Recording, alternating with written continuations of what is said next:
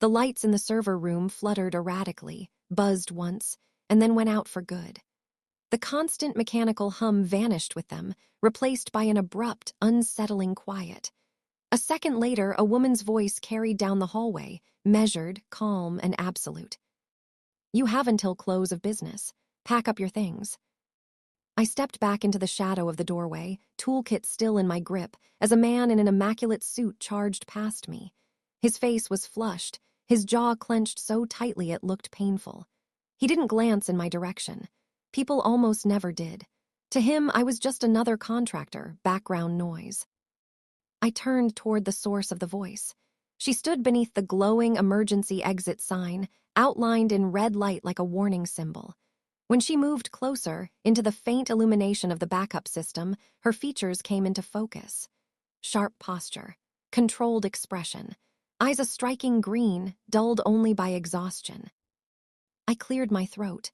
"Server rooms are that way," I said, nodding down the corridor. "Careful where you step."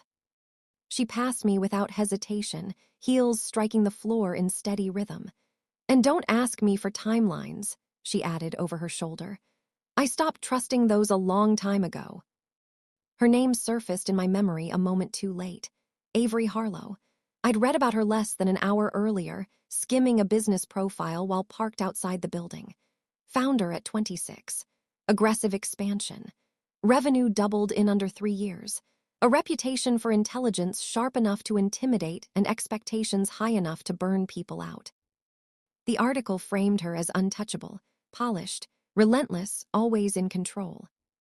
Standing a few feet away from her now, I saw something the write-up hadn't captured. The tension in her shoulders, the faint darkness beneath her eyes, the way she moved like someone running on momentum alone, held together by caffeine and sheer refusal to slow down. She didn't look fragile, she looked overextended. The kind of person who carried every failure personally and treated success like a temporary condition. As she disappeared down the hallway, I realized something else the article had skipped entirely. Whatever was happening inside this company, she wasn't stepping away from it. She was standing directly in front of the blast, daring it to hit her. The server room was worse than anything described in the preliminary report. Cables spilled from ceiling panels in tangled loops, some labeled, most not. Patch cords crossed in chaotic layers, disappearing into racks that looked like they'd been expanded one desperate fix at a time. 3 monitors glowed with overlapping error logs, kernel panics, service failures, watchdog alerts, all competing for attention. Someone had tried to make it feel less dire. Bright sticky notes were plastered over error messages, each decorated with crude, smiley faces, as if optimism could substitute for structure. I counted at least 5 different router models, each from a different generation, each configured differently. None of them were speaking the same language. None of them trusted each other. I lowered myself onto the floor, back against a rack, and just stared. Not in defeat, calculation. This wasn't simple neglect. This was what happened when too many people tried to fix a system without understanding how it was supposed to work in the first place. Every shortcut layered on top of another shortcut, until the whole thing became fragile by design. I was still there when Avery returned, this time holding 2 paper cups. "Coffee," she said, offering one. "It's terrible, but it's hot." I took it, nodded once, and drank. She was right on both counts. She leaned against the doorway, watching me study the racks. "How honest do you want me to be?" she asked. "Completely," I said. I set the cup down carefully. This isn't a 3-week job. It's not even a 3-month job. Whoever built this system didn't just cut corners, they ignored fundamentals. It's unstable by nature. She didn't interrupt, didn't argue. 6 months, I continued. 8, if we're lucky. Longer if I find something worse buried deeper in the architecture. Most executives would have panicked, raised their voice, asked if I could speed it up, compress it, make it look better than it was. Avery nodded once. Then we planned for 8 months. That was it. No bargaining, no denial. Just a decision, and the quiet expectation that the truth mattered more than comfort. The deeper I went, the less sense the configuration made. At first glance, it looked like careless setup, rules stacked on top of each other, permissions granted too broadly, exceptions everywhere. But patterns started to emerge, too consistent to be random, too precise to be sloppy. The firewall stopped me cold. Inbound traffic was being filtered aggressively. Outbound traffic, on the other hand, was almost completely unrestricted. Critical ports left open, monitoring disabled, logging selectively turned off in places that mattered most. I pulled the configuration history and felt my stomach tighten. These changes hadn't happened gradually. They'd been applied in batches, deliberately, with intent. This wasn't a system that had failed on its own. It had been opened from the inside. I found Avery in a glass-walled conference room, standing alone, phone pressed to her ear. She ended the call when she saw my expression. "That bad?" she asked. "Worse," I said, and laid the printouts on the table. "The company's been exposed for months, possibly longer. Client data, internal communications, everything." She looked down at the papers, then back at me. No panic, no denial, just a tightening around the eyes. "This wasn't an accident," I added. "Someone configured the system to fail quietly." A long pause followed. "What do we do?" she asked. "Not how do we hide this, not who do we blame. What do we do?" "We document everything," I said, "and we prepare to report it." She nodded slowly. "Then we do it the right way." It was the first time I saw what kind of leader she really was, not when things worked, but when everything had already gone wrong. The access logs told the story more clearly than any person ever could. Preston's credentials appeared everywhere, far beyond the date of his termination. Late-night logins, off-hours configuration changes, remote access sessions routed through obscure endpoints that shouldn't have existed at all. I followed the trail deeper and found the backdoor accounts, cleanly labeled, carefully hidden, designed to look like system processes unless you knew exactly what to search for. This wasn't revenge fueled by impulse. It was preparation. When I showed Avery the logs, she didn't react immediately. She studied them in silence, tracing timestamps with her finger. "So even firing him didn't cut him off," she said finally. "No," I replied. "It just removed the visible access." Her jaw tightened, not with anger but with resolve. "Then we make it visible again." Avery asked for 24 hours.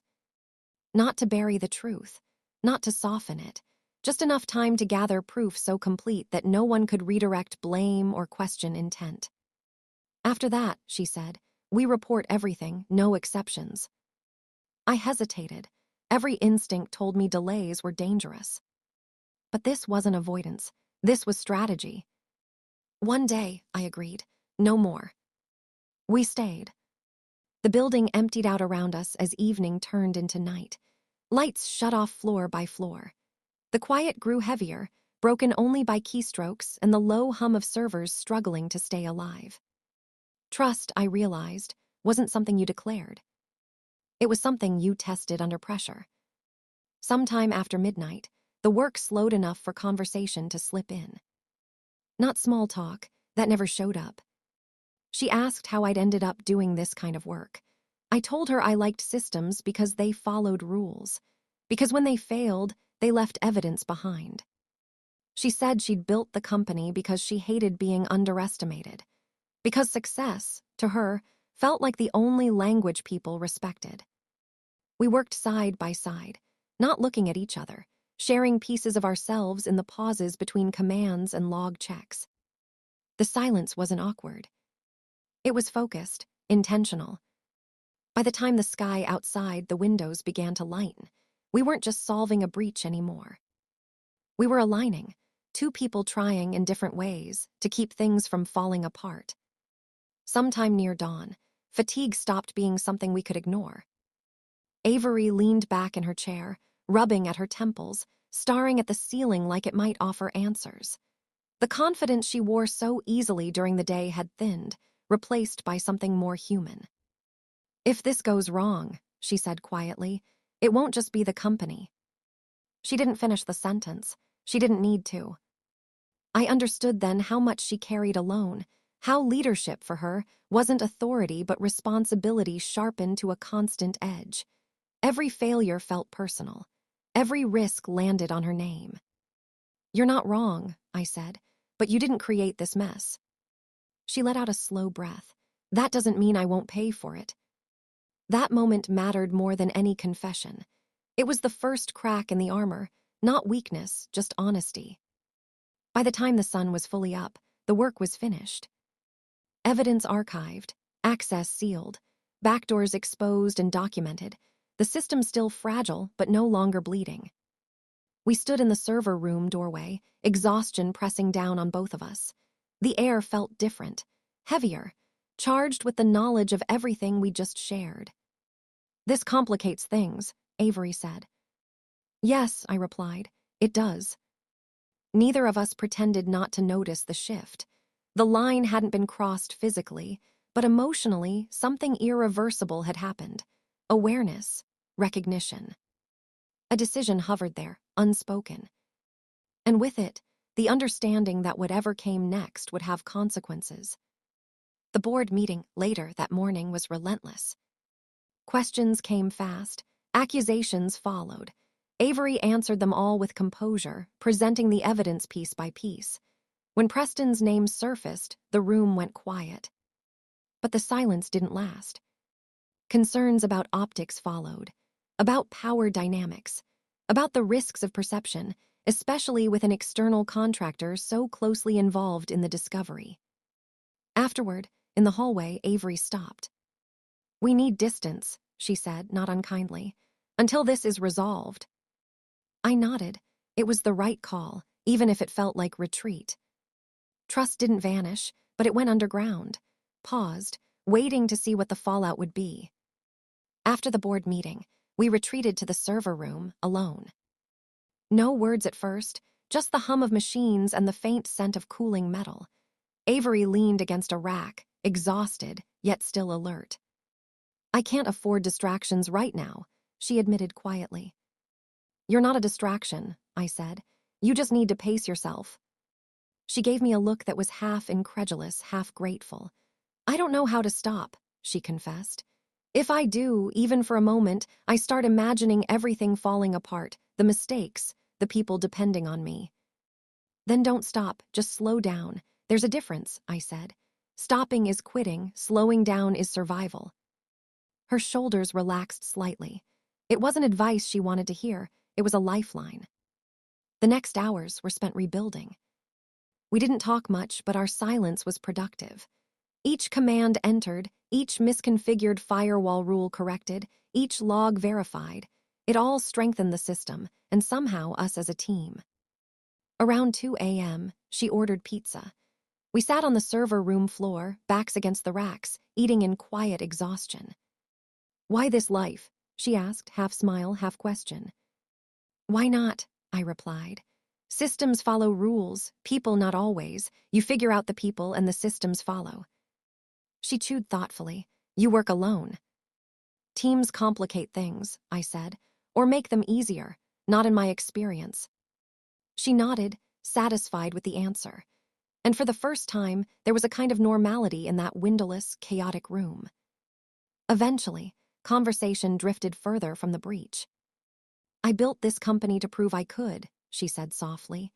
"To everyone who said I'd fail, my father, investors, everyone, I was 26. No MBA, no connections, just stubbornness and an idea." "And it worked," I said.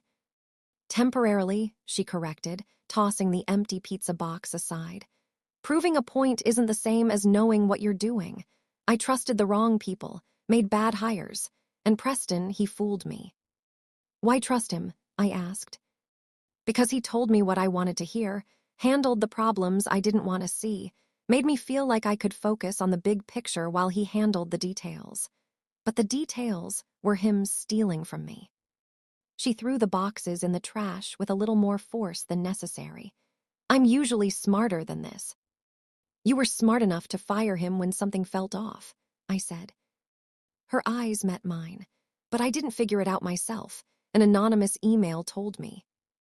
The room went silent, except for the hum of the servers. Then she added quietly, "Do you know what that feels like? Running a company and not even noticing someone's robbing you blind." I stood up and faced her. "You do deserve to be here," I said firmly. She looked at me, doubtful, tired, a flicker of surprise in her eyes. "You don't know that," she whispered. "I do," I replied. "I've seen you stay late to fix what others broke. Take responsibility for things that aren't even your fault. You brought me coffee even when you didn't have to. I know enough." Her expression softened, the tension easing slightly. For a brief moment, I saw her not as a CEO, but as someone human, fragile, and extraordinary all at once. She turned away, almost shyly, whispering, "I should let you work."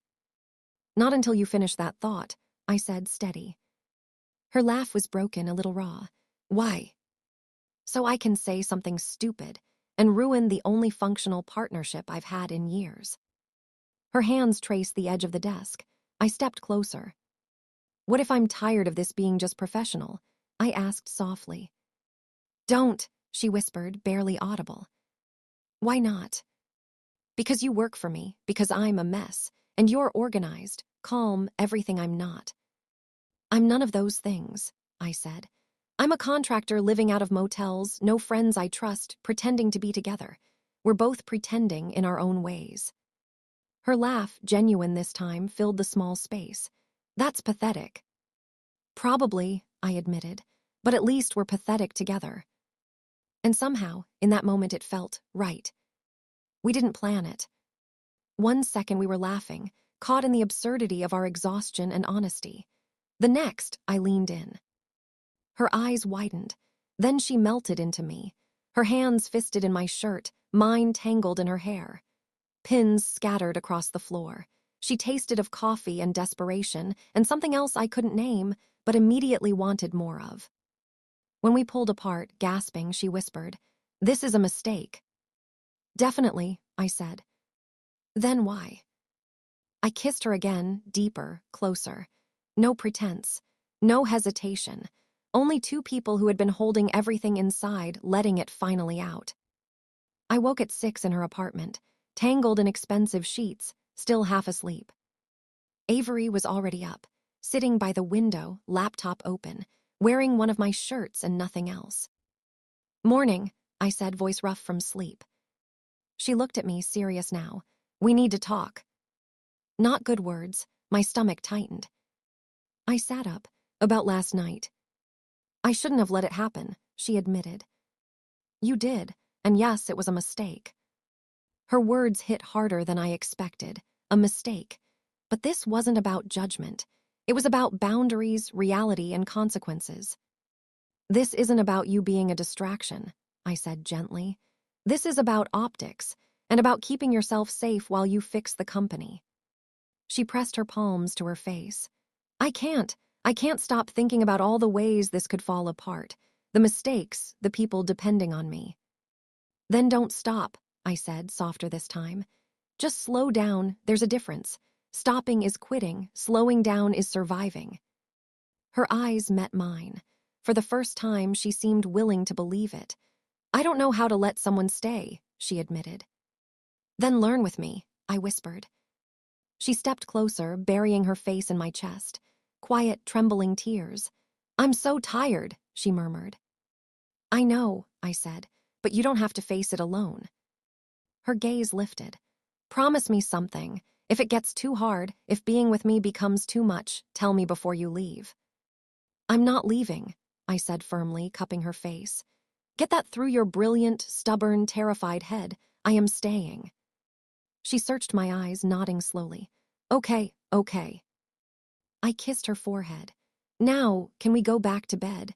At least a couple more hours before professionalism kicks in." She laughed, a real laugh this time. "You're terrible." "Do you like it?" I asked. "Unfortunately, yes," she said, smiling. The next weeks were a blur, long hours, audits, delays, and endless obstacles, but we worked side by side. Step by step, slowly, we rebuilt the company and quietly ourselves. We found routines, moments of ordinary life between crises. Pizza on the server room floor, cups of terrible coffee, shared laughter, and a fragile, budding trust that neither of us expected. 2 years later, I stood in the fully renovated server room. Proper cable management, ventilation that actually worked. No chaos, just a system built to last. I watched one of my team troubleshoot a network bottleneck. Try rerouting through the backup, see if that clears it, I suggested. Got it, Sarah, she replied, fingers flying over the keyboard. My phone buzzed, text from Avery. Board meeting running late, might miss dinner. No problem, I typed back. I'll save you some.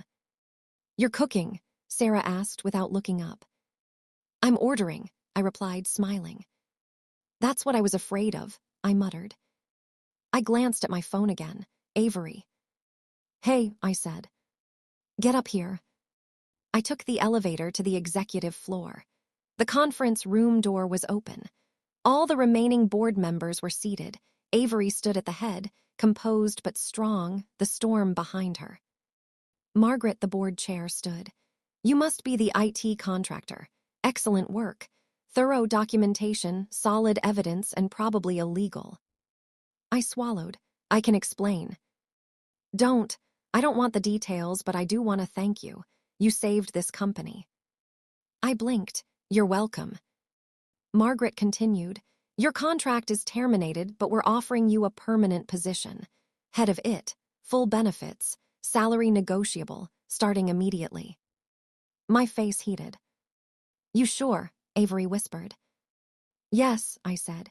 Professionally, personally, both, if you'll have me. She smiled, finally relaxed. Then we stay, together in every way that matters. We left the office later, heading to a diner, tired and worn, but for the first time feeling fully home.